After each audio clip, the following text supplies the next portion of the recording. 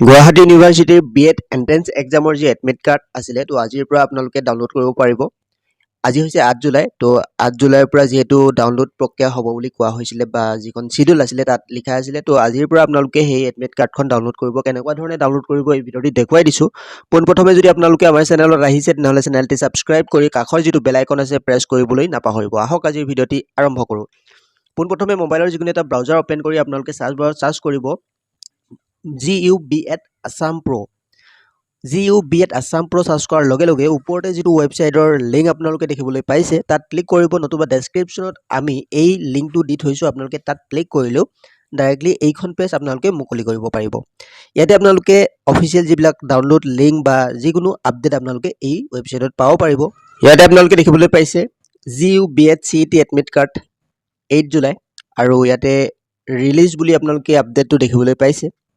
ইয়াতে আপোনালোকে ডাউনলোড কৰিবলৈ স্ক্ৰল ডাউন কৰিব,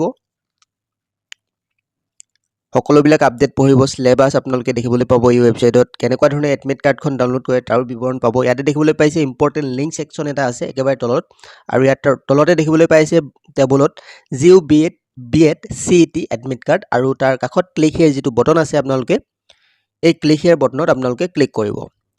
ক্লিক হিয়াৰ বটনত ক্লিক কৰাৰ লগে লগে আপোনালোকৰ মোবাইলৰ পেজখন এনেকুৱা ধৰণে অ'পেন হ'ব, আৰু ইয়াতে ৰেজিষ্ট্ৰেশ্যন কৰোঁতে যিটো ইমেইল আইডি দিছিলে সেই ইমেইল আইডিটো দিব, আৰু ৰেজিষ্ট্ৰেশ্যনৰ যিটো পাছৱৰ্ড আছিলে সেই পাছৱৰ্ডটো ইয়াতে ফিল আপ কৰিব, যিটো পাছৱৰ্ড আপোনালোকে দিছিলে।